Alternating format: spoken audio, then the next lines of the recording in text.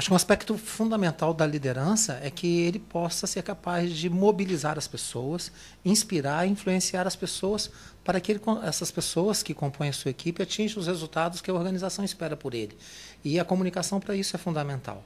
Então, quanto mais ele se relacionar com as pessoas, escutar as pessoas e promover o diálogo na equipe, ele vai obter os resultados mais facilmente. Para isso é importante que seja um modelo de gestão que seja altamente participativo, quer dizer, tem que ser um modelo onde o diálogo esteja presente todo o tempo entre as pessoas, onde ele possa, através de uma relação ética, de uma relação respeitosa, construir equipes unidas, equipes entusiasmadas pelo projeto que participem, pela organização que participem, de modo que todos assumam essa causa, ou esse objetivo, como causas próprias, como causas suas.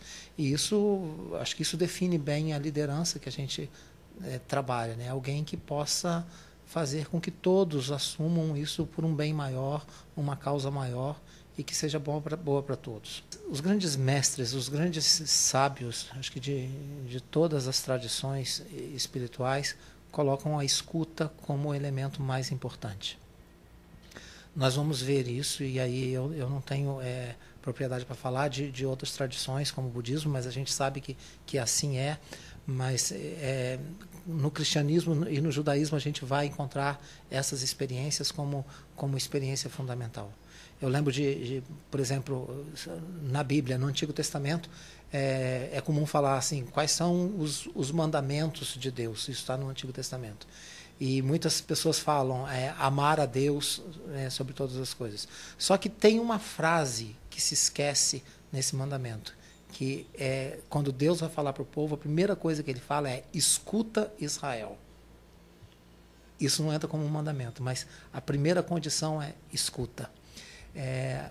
Há um outro texto muito interessante dessa sabedoria, um profeta que fala para o povo: inclina o vosso ouvido para ouvir e tereis a vida. Como se colocasse que a condição para ter a vida é a atitude de escutar o outro. Há muitas mensagens de sabedoria, fábulas, que falam dessa importância. Numa tradição indígena, diz que um velho índio é questionado por um jovem perguntando o que ele ensina a seu povo. E ele diz que primeiro ensina o que ele deve ouvir. Então, o princípio de todas as coisas está na escuta.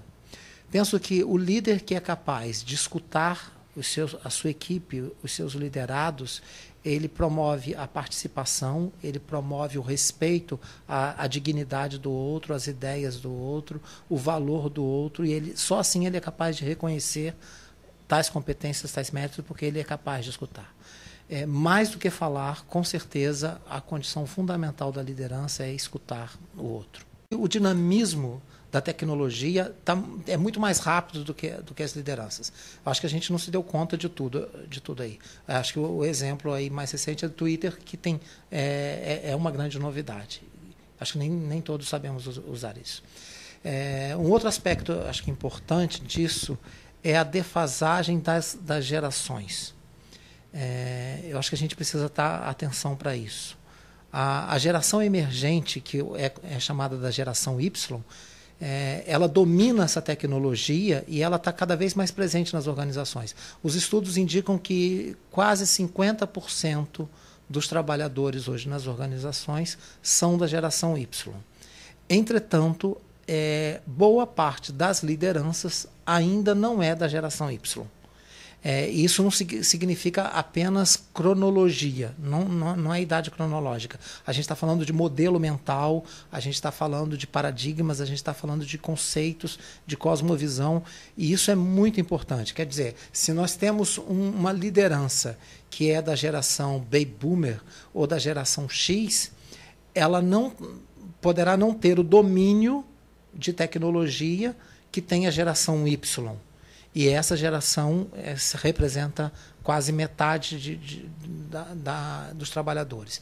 Como liderar como se relacionar, como trabalhar com essas gerações que têm modelos mentais diferentes, que dominam tecnologia de maneiras diferentes. Eu penso que o desafio maior é esse, mais do que como usar a tecnologia, é como trabalhar com essas gerações. De certo modo, isso está relacionado. Então, a gente precisa aprender ainda a trabalhar com esses modelos mentais, com essas gerações, e aí sim, eu acho que o grande ganho pode, se eu não domino essas tecnologias, eu posso ter uma equipe que domine e saber interagir com ela. Como eu posso usar melhor esses recursos tecnológicos e como eu posso interagir mais com a equipe. O que eu tenho que aprender para trabalhar com essas pessoas? Porque nós não lideramos tecnologia, nós não lideramos máquinas, equipamentos, nós lideramos pessoas. Então, acho que um pressuposto fundamental é entender de gente, conhecer gente, entender de gente, entender os desafios que as novas gerações colocam para a gente, para nós líderes. E aí sim vai entrar os aspectos tecnológicos, mas na minha opinião o pressuposto maior é o relacionamento humano e consequentemente que traz essas variáveis.